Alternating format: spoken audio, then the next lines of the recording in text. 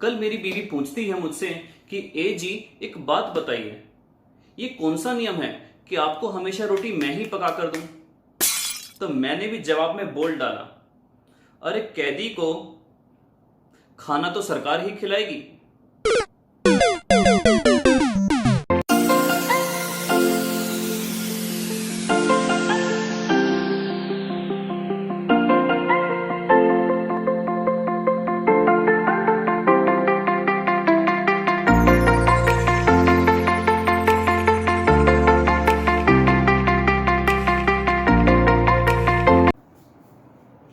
Good morning India.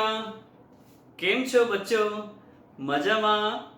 Welcome back to your beautiful से channel with your handsome teacher जिसका नाम है physics bye Rahul Bansal. करते हैं स्टार्ट आज का टॉपिक। टाइम वेस्ट ना करते हुए लास्ट क्लास में आप लोगों ने पढ़ा था चैप्टर नंबर 4 का एक टॉपिक कि इलेक्ट्रिक फील्ड में अगर किसी चार्ज पार्टिकल को फेंका जाए तो क्या होगा, क्या उसके पाथ का होगा, कैसा उसकी ट्रेजेक्टरी यानी कि पाथ ट्रेवर्स्ड होगा। आज हम डिस्कस करेंगे कि मैग्नेटिक फील्ड में अगर किसी पार्टिकल को फेंका जाए पैरेलल, एंटी पैरेलल, परपेंडिकुलर या ऑब्लिक, ऑब्लिक मतलब तिरछा किसी एक पर्टिकुलर एंगल पर, तो क्या क्या हरकतें वो करेगा, क्या क्या हरकतें वो करेगा। तो आइए देखते हैं फटाफट।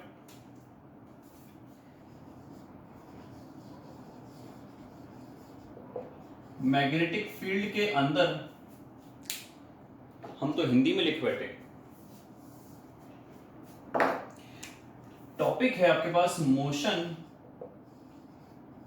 Of a charged particle, motion of a charged particle in a uniform B for Amitabh Bachchan, sorry B for बड़े भैया, sorry B for magnetic field. तो देखते हैं बच्चों, ये है आपके पास एक मैग्नेटिक फील्ड ऐसी। आपने देखिए, आपको मैंने बताया था कि जो फोर्स लगती है उसका फॉर्मूला होता है Q V B sine theta, जहां पर थीटा किसके बीच का एंगल होता है, वेलोसिटी की डायरेक्शन और मैग्नेटिक फील्ड। तो सबसे पहले देखते हैं बच्चों, ये हो गई मैग्नेटिक फील्ड की डायरेक्शन। अगर पार्टिकल को मैंने, चाहे वो नेगेटिव हो या पॉजिटिव हो, अगर पार्टिकल को मैंने ऐसे फेंका तो थीटा कितना बना, वैसे जो ये डायरेक्शन होती है ये पॉजिटिव चार्ज की डायरेक्शन होती है। तो अगर मैंने किसी प्रोटॉन को ऐसे फेंका, प्रोटॉन को, तो थीटा कितना आया, 0 डिग्री। ये कैसे फेंका मैंने, पैरेलल। और थीटा जब 0 आएगा तो फोर्स कितनी लगेगी, 0, क्योंकि साइन 0 की वैल्यू कितनी होती है, 0। तो पार्टिकल अनडिफ्लेक्टेड भग जाएगा। भग जाने का मतलब क्या हो गया, उस पर कोई फोर्स नहीं लग रही, वो सीधा निकल गया, अनडिफ्लेक्टेड। अगर किसी प्रोटॉन को मैंने उस तरफ से फेंका होता तो थीटा आता 180 डिग्री, थीटा आता आपके पास 180 डिग्री, और ऐसी कंडीशन में भी फोर्स होती 0, तो पार्टिकल अनडिफ्लेक्टेड भग जाता। इलेक्ट्रॉन को अगर मैं इधर से फेंकूंगा तो इलेक्ट्रॉन की डायरेक्शन अगर ये है तो उसके अपोजिट डायरेक्शन मानते हैं हम, तो इसका मतलब थीटा होता 180, फिर भी अनडिफ्लेक्टेड। इलेक्ट्रॉन को अगर मैं इधर से फेंकूंगा तो भी वही होगा, इलेक्ट्रॉन की डायरेक्शन ये, लेकिन वेलोसिटी हम उस तरफ मानेंगे, थीटा हो गया 0, अनडिफ्लेक्टेड। यहां तक तो बात ठीक है। इसका मतलब क्या हुआ, जब भी थीटा की वैल्यू 0 या 180 होगी, there will be no force. But what will happen if theta equals to 90 degree. बच्चों ये ध्यान से देखते हैं। तो यहां पर आता है आपके पास case F equals to Q V cross B. आपको ये भी बताया था मैंने प्रीवियस क्लासेस के अंदर, आप देख सकते हैं प्रीवियस लेक्चर्स, क्योंकि जब भी साइन थीटा होता है तो उसका मतलब होता है क्रॉस प्रोडक्ट। और आप लोगों ने 11th क्लास के अंदर पढ़ा है कि अगर दो वेक्टर्स का क्रॉस प्रोडक्ट है तो जो रिजल्टेंट है उसकी डायरेक्शन होती है इसके भी परपेंडिकुलर और इसके भी परपेंडिकुलर। कैसे मतलब हुआ इसके भी परपेंडिकुलर और इसके भी परपेंडिकुलर, देखते हैं। ये कुछ ऐसा मतलब हुआ बच्चों कि अगर मैंने पार्टिकल ऐसे फेंका, ये वेलोसिटी हो गई, ये मैग्नेटिक फील्ड हो गई, एंगल 90 हो गया, तो फोर्स जो लगेगी वो ऐसे लगेगी, ऐसे। इसका मतलब क्या हुआ, जब भी आप लोगों को 11th क्लास में आप लोगों ने पढ़ा होगा, वरना मेरे 11th के लेक्चर्स देख लीजिए, कि जब भी ऐसा होगा कि अगर फोर्स की डायरेक्शन वेलोसिटी के परपेंडिकुलर होगी तो बॉडी मूव करेगी इस यूनिफॉर्म सर्कुलर मोशन में। कैसे, देखिए अगर सपोज करो पार्टिकल यहां पर ऐसे जा रहा है और फोर्स लगी इस तरफ, तो पार्टिकल घूम जाएगा। अब जब पार्टिकल घूम गया, थोड़ा सा इसको मैं मैग्नीफाई करके दिखाता हूं एक बार। ये देखिए, इस पॉइंट पर अगर मैं बात करूं तो वेलोसिटी है इस डायरेक्शन में और फोर्स है सेंट्रीपिटल इस डायरेक्शन में, एंगल बना 90। अगर मैं यहां पर बात करूं, वेलोसिटी है इस डायरेक्शन में, एंगल है इस डायरेक्शन में, फिर से 90। मैं यहां की बात करूं, वेलोसिटी है इस डायरेक्शन में, एंगल है इस डायरेक्शन में 90। ये टेंजेंशियल नहीं बना, यूनिफॉर्म सर्कुलर मोशन है ये वैसे। यहां पर वेलोसिटी इस डायरेक्शन में, एंगल इस डायरेक्शन में, फोर्स इस डायरेक्शन में 90। तो हमेशा ध्यान रखना कि जब भी फोर्स वेलोसिटी के या डायरेक्शन के 90 लग रही है परमानेंटली, तो वो पाथ कैसा होगा? यूनिफॉर्म सर्कुलर मोशन बच्चों, वो पाथ होगा आपके पास यूनिफॉर्म सर्कुलर मोशन। तो यहां पर वही सिस्टम समझो कि F equals to V into Q into V cross V। तो आपके पास जो फोर्स लगती है वो V के परपेंडिकुलर लगती है, तो पार्टिकल मूव करेगा यूनिफॉर्म सर्कुलर मोशन में। तो आप बोलोगे कि जब भी कोई चार्ज्ड पार्टिकल एंटर करता है किसी मैग्नेटिक फील्ड के अंदर परपेंडिकुलरली, पैरेलल मूव करेगा zero force undeflected, anti parallel move करेगा zero force undeflected, perpendicularly move करेगा तो क्या होगा, उसको उस पर लगेगी एक परपेंडिकुलर फोर्स हर पॉइंट पर सॉरी, और ऐसी कंडीशन में वो मूव करेगा यूनिफॉर्म सर्कुलर मोशन, वो लगातार यूनिफॉर्म सर्कुलर मोशन में चलता चला जाएगा। और आप लोगों ने ये भी सीखा है कि यूनिफॉर्म सर्कुलर मोशन में एक पार्टिकल या कोई भी चीज मूव करे तो उसको चाहिए होती है सेंट्रीपिटल फोर्स। तो सेंट्रीपिटल फोर्स कौन प्रोवाइड कर रहा है? ये बंदा ही तो प्रोवाइड कर रहा है।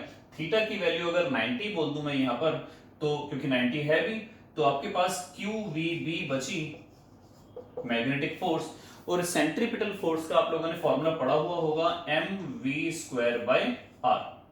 v से एक पावर चली गई तो आपके पास बचा QB equals to mv/r।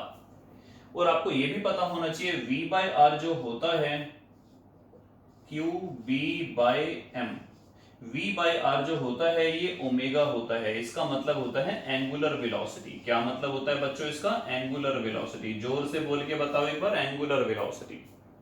Okay, very okay. तो यहां पर फिर से बात समझो कि Q into B equal to mv²/r, ये थी नीडेड रिक्वायर्ड सेंट्रीपिटल फोर्स। ये वो है जो मैग्नेटिक फोर्स प्रोवाइड हो रही है, दोनों इक्विवेलेंट हो जाएंगी तो आपके पास जो एंगुलर वेलोसिटी निकल के आई वो ओमेगा निकल के आई। ओमेगा का फॉर्मूला ये भी होता है 2 पाई अपॉन में टी। आप लोगों ने पढ़ा होगा ओमेगा का फॉर्मूला होता है 2 पाई अपॉन में टी। 2 पाई हो गया एंगुलर डिस्प्लेसमेंट और टी हो गया टाइम पीरियड। तो इसका मतलब क्या हुआ कि जब भी कोई पार्टिकल, कोई चार्ज्ड पार्टिकल किसी मैग्नेटिक फील्ड में परपेंडिकुलरली एंट्री करेगा तो वो सर्कुलर मोशन में मूव करता रहेगा। सर्कुलर मोशन में रिक्वायर्ड होती है सेंट्रीपिटल फोर्स की। वो सेंट्रीपिटल फोर्स कौन प्रोवाइड कर रहा है? Magnetic force. वहां से एंगुलर वेलोसिटी हमारे पास जो निकल के आई वो निकल के आई 2 पाई बाय टी, या ओमेगा जो निकल के आया BQ/m। Is it clear? अब बात करते हैं बच्चों व्हाट विल हैपन, ध्यान से पढ़ना, व्हाट विल हैपन अगर ये ऑब्लिक प्रोजेक्शन होगा। ये थोड़ा सा आप ध्यान से देखना।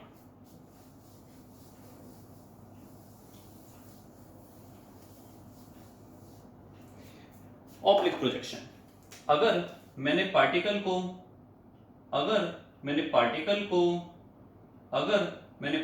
को ऐसे फेंका, ऐसे थीटा, ये वेलोसिटी हो गई, ये थीटा, तो इस डायरेक्शन में क्या माना जाएगा? v cos थीटा, और इस डायरेक्शन में माना जाएगा v sin थीटा। ये हो गया v cos थीटा और ये आ गया आपके पास v sin थीटा।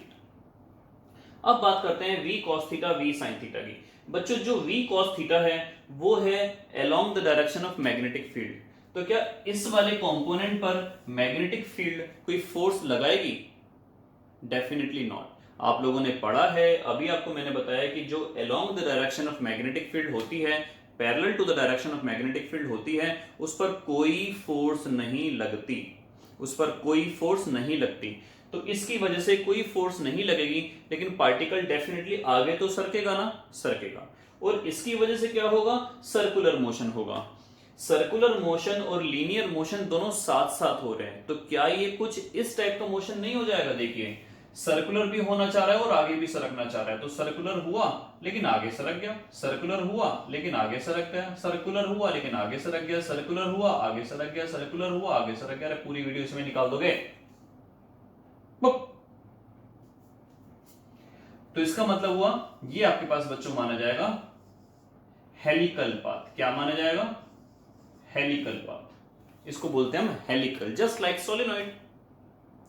तो यहां पर आपके पास यही होगा कि जब भी पार्टिकल ऑब्लिक एंट्री करेगा तो it will follow helical path. ये आपको बहुत इंपॉर्टेंटली ध्यान रखना है।